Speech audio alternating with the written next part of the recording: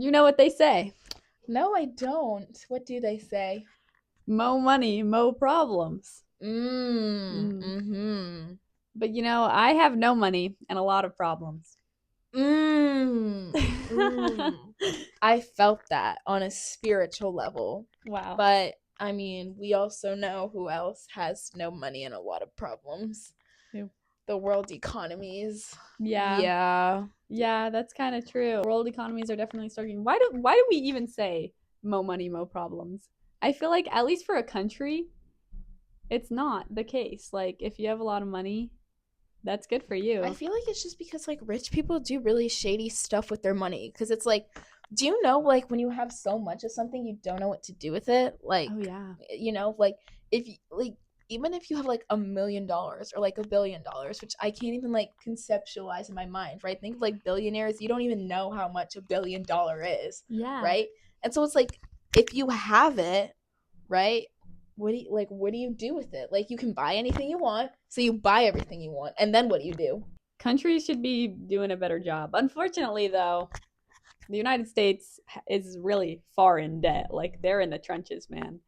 I think they have no money and a good few problems. Yeah, well, Yeah. Yeah, so that's what we're talking about today. Welcome back to, by the way, to People and Policy, where Ari and I discuss political events and new policies here in the United States and tell you how you're impacted. yeah, so obviously I was missing in the last couple of episodes, and that was just because of like scheduling and like also there were certain technical difficulties. But I'm back and that's all that matters. And today's topic, like Melina mentioned, is the US tariffs against the European Union. So let's get Let's into get it. into it. She actually has her microphone on this time, guys. Don't worry. Yes, We yes, got yes. we did a mic check twice. So the first question is how have trading relations been between the United States and Europe prior to this decision?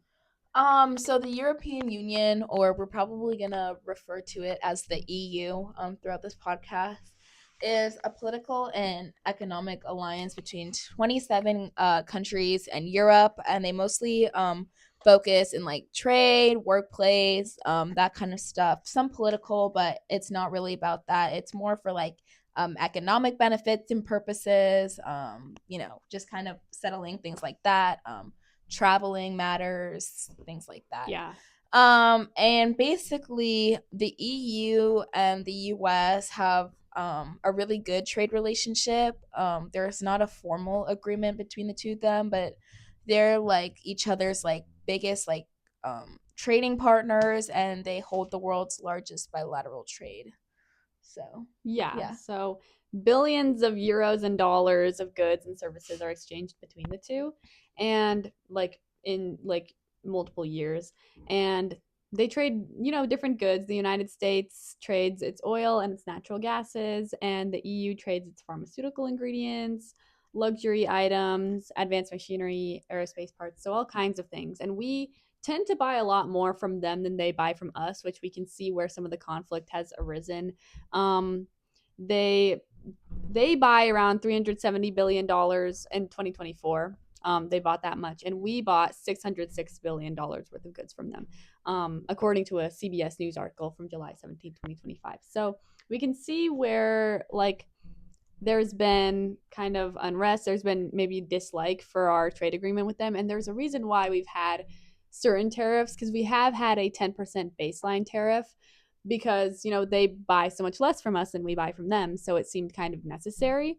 And but since we're both kind of, I'm not going to say equal, but because we both benefit so much from our trade relationship and have for such a long time, with these tariffs both the European Union and the United States are going to see a lot of problems. So yeah. Yeah, so that leads us into our next point. What has President Trump planned for tariffs up to this point and why? Basically, on July 12th, 2025, the president pushed for tariffs of a minimum of 15 to 20% that would go into effect on August 1st. So there was a previous baseline tariff, but now they've been raised for multiple different industries and kind of are changing because he believes that we buy too much from them. So we have a 25% auto tariff, and there's been negotiations for that to be lowered, but no one's backing down, and a 20% tariff on aluminum and steel, and a plan for the upcoming year of a 200% tariff on wine and pharmaceuticals. So Uh, that's a lot. yeah, 200% is crazy because, you know, when you're first taught about percentages, you're told it only goes up to 100. So, when you pass that 100%, you're like, whoa, how is that even possible? And Yeah, literally. And it is, because if you don't understand tariffs, there's like kind of, I have an explanation for you, because for a while I didn't understand tariffs either. So basically, they can be as high as a country wants them to be. It's obviously not really beneficial for them to be super high, but they can be as high as you want. And they're placed by one country onto another. The United States has been placing tariffs on all kinds of countries. And it means that our merchants, like the United States ones who buy from other countries, like the EU, I guess that's not a country, but other places, or China or something like that, they have to pay more for the goods that they're buying. So it's actually us who's buying more for the goods. And then they project that onto the consumers, because if they have to pay so much more, they're going to raise the prices. And so then we have to pay so much more for anything we get from other countries, like avocados or mangoes or avocados from Mexico, or rice or just coffee, whatever. Coffee, anything. yeah, wine, anything we get from other places, we as consumers are going to have to pay more for that. And you may be wondering, why would anyone put tariffs? Because they sound like a terrible decision. Well, basically, whenever consumers have to pay that much and businesses have to pay that much, then they're gonna stop buying from those other countries. They're gonna stop. They're gonna like put a halt, kind of like boycotting those other nations and their products, and then it weakens them and it weakens their economy. And that's the reason why these have been passed. So President Trump wants us to focus more on United States industry and our businesses here. Um, there hasn't been a whole lot of work to improve those industries, which is where you can see maybe a little bit of hypocrisy, but overall, that's where the focus is trying to go and what the big change is. I mean, yeah, and obviously, right? Some things like we talked about beans, rice, right? We're not able to produce here in the U.S. because of like the climate that we have, right? Um, and some people are just not willing to give up their daily coffee, right? So, there's definitely um gonna be like a raise there, right? Because like I said, because we can't grow it here, right? There's no possible way for like America to like try and like create that sort of industry here in the US. So like in some sort of like cases like that, you would see that it does kind of seem silly. Yeah, so such extreme tariffs are going to be really big problems, because we're not going to have many options. And the only option is going to be either to keep buying from the United States, which is, it means what we're buying is limited because we can't grow everything, we can't produce everything here that we could get from other countries. And it's completely okay to buy from other countries. I can understand focusing more on United States industry and focusing on the money that we circulate here in our country. But people are going to be mad if they have to pay so much for things that they really like and they really want and they have had for many years, and Mm-hmm. now they can't, because everything they have to buy has to be from the US, and there's not much we Correct. have here. And then like other countries, now you're just going to have to pay so much more, and that's a really big problem. And I think consumers are probably going to be pretty mad, and they have been already, since prices have been raising with tariffs from for under a bunch of other countries. Yeah. Yeah. So that leads us into our next question. Um, what are the perspectives over this plan? Because we've been talking about our perspectives. How does the United States, the president here, and the EU, how do they feel about it? The EU feels really let down, like the EU and the US, like they had a vibe going. They were chill, they were on cool terms. And they were kind of hoping like to keep it like chill, like we don't need an official trade agreement, right? We kind of Yeah. just like we're vibing, like it's all good. And so they kind of feel like let down, maybe a little bit betrayed by the US for placing these tariffs, because they know that the US knows that this can be harmful to the EU. Yeah. And yeah, they say that the EU says that these tariffs are unacceptable.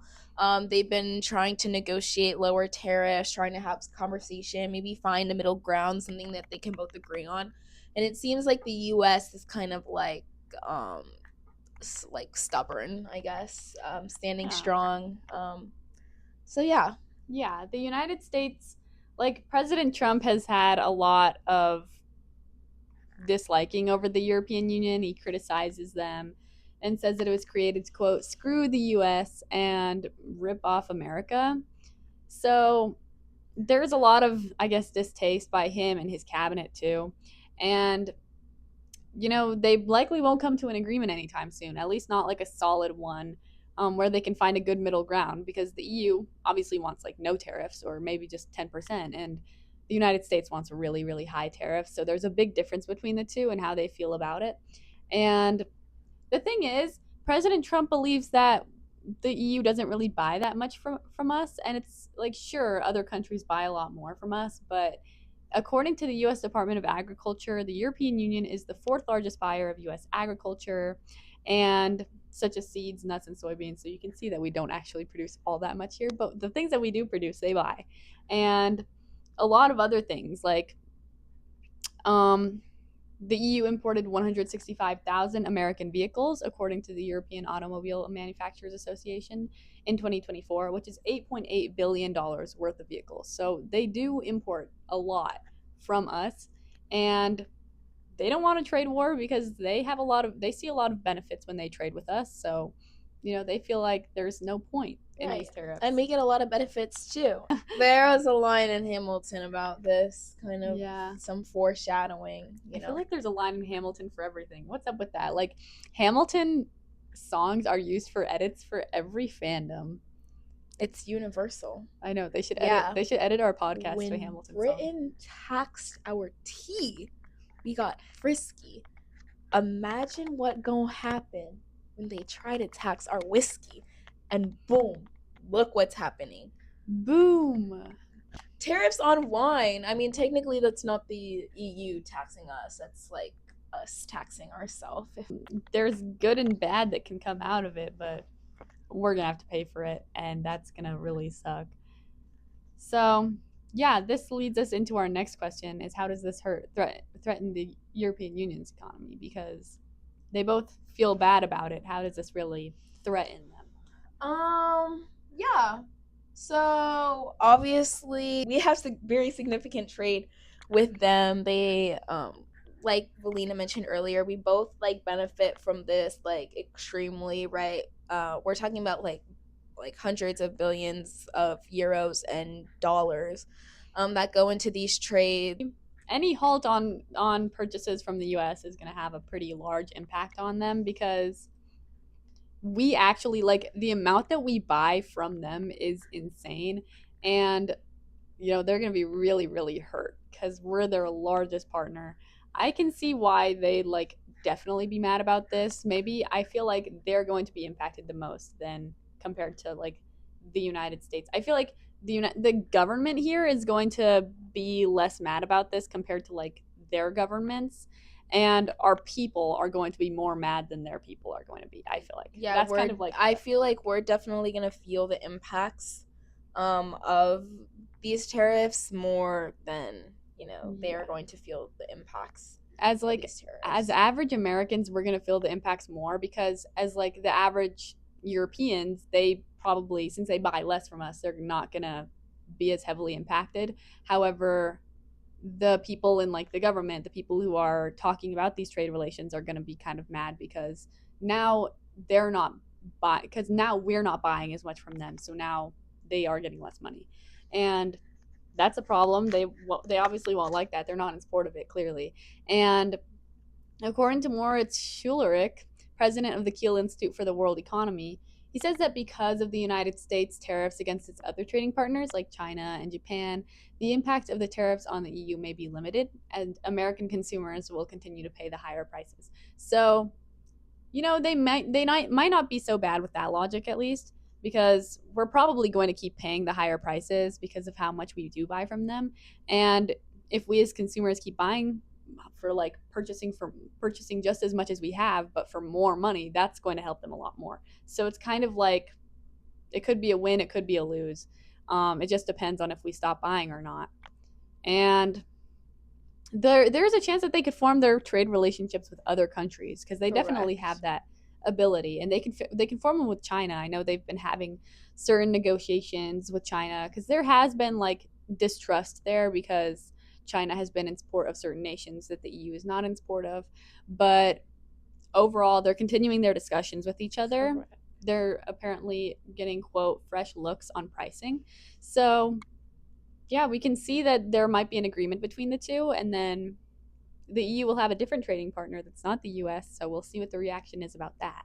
Yeah, from the EU's perspective, the EU Commissioner for Trade said that there was still like a pretty big gap between like the two sides, like they're not really seeing eye to eye, and he said that it would be almost impossible to continue the trading as we were used to in a transatlantic relationship. And he said that it practically prohibits the trade, um, which that sounds really bad, right?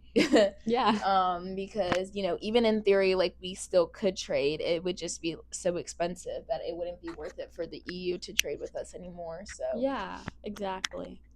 So they always have the chance to retaliate. They really want to. That's one of their like views about it, is that they have come out to say that they have lists of ways that they could retaliate and different tariffs that they would place on the United States. And that could hurt the United States. I would say it probably would, but they'd probably just end up doing that because it's like if they're putting tariffs on us, why not put it on them back? correct. They're fighting back. So maybe they'll do that. I think if President Trump doesn't come to an agreement with them and everyone is just like not backing down from these high tariffs, they're going to retaliate. They're going to put their own tariffs on the US. And that leads us into our next question, is how does this threaten the United States economy? I mean, how doesn't this threaten the United States economy, right? Yeah. Businesses purchasing goods from the EU, right? Or like just in general, if a business is purchasing from overseas, right?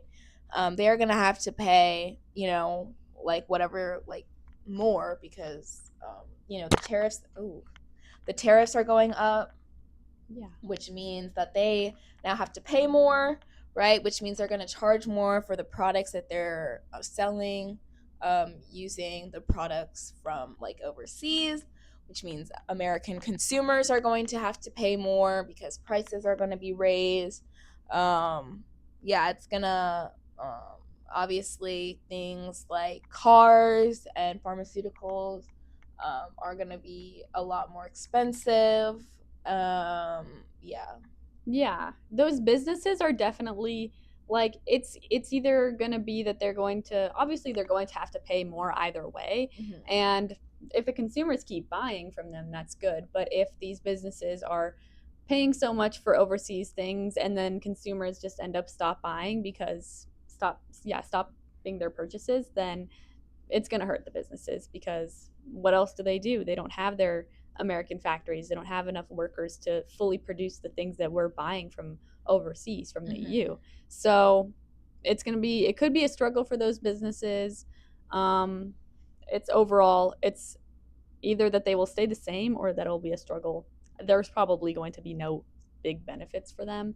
And if you're a small business out there, that's going to be a struggle for sure because so many small businesses buy things from overseas, and now so many countries have tariffs against them. China, the EU, not a country, but like whatever. Canada, Mexico, Everyone. So it's like small businesses are definitely going to be hurt compared to bigger businesses. right. But everyone, I feel like all kinds of industries and every single person in the United States is going to be impacted. Which obviously leads us into our last question. How does this impact the average American? Me, you, the viewer viewers. or the listener. Yes. Your parents, your grandparents, your future kids, your aunts, your uncles, your cousins. How does this affect Everyone? Yeah, so as we said before, they're probably going to be paying more for the goods that they buy. Luxury goods, pharmaceuticals especially are a big thing because since we get so many from the EU, the prices are going to be going up there. And then we also are decreasing our funding for Medicaid and for certain programs for studying those things. So it's like overall, all of the factors are coming together to make some of these products so expensive. And that's going to be really problematic because pharmaceuticals are something that everyone needs. People get sick. That's not something you can control. Pharmaceuticals are something everyone needs. You could ride the bus, you could get an Uber, but everyone needs medicine, I feel like. Yeah.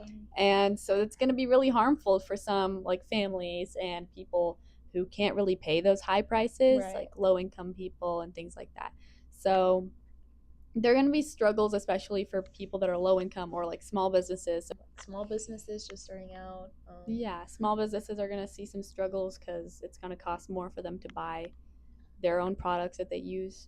Yeah, family business, honestly. Like, if you think about, like, you know, your, like, local, like, family, like, restaurant, you know, like, they're gonna be paying a lot, especially because, like, produce, right? Or, like, you know, Yeah. like, ingredients, should I say, you know, that like gets imported that they purchase, or you know, Yeah. If you're fabrics, maybe, you know, they make dresses or something like that, you know, make clothes, you know, for sure. Paying more for that fabric that comes from like outside of this country, right? So yeah, I would say you know, small businesses can be low income. When we're talking about businesses, we're not technically talking about big corporations, but you know, all sorts of businesses. All businesses. Yeah. Yeah. And if you're planning on buying a car anytime soon, if you really need one, if you're going to turn 16, you know, buy it soon because you never know whether these prices are going to keep fluctuating and they can go really high and they can go lower. It's just buy it as soon as possible, I want to say, because you never know how high the prices for these cars are going to get. Yeah. You might just have to just get an Uber or something. I don't know. Which is going to... Yeah, that's going to suck. I don't have a car. Oh, sad. Do you? I do. Oh my gosh. Yeah. Anyway. So those are going to cost a lot. Yeah, for sure. Well, yeah. Everything's costing a lot. So at the end of the day, right, no money, more problems is definitely going to be the trend that we see when it comes to tariffs. Yeah, that should be the new saying. We should coin that. That's going to be the new saying. Yeah, guys. When they're like, oh, who's they? Like, you know, like, oh, you know, they all say this. Like, oh, who said that? It's us. It's us. No money, lots of problems. That's the title of this episode. And we hope you enjoyed it because even though you heard all about us talking about how much you're going to have to pay, it's still fun to hear us We're talk. Giving you a heads up so you can get that bag up. I know that's right. Yeah. But yeah, we hope this helps you understand the new tariffs, just tariffs in general, you know, how this is going to affect you. You know, maybe you're going to start a plan for how you're going to be, you know, saving, getting a job, you know. You gotta censor that. Get a job. There we go. And yeah. Thank you for watching or listening. See you next time. Bye.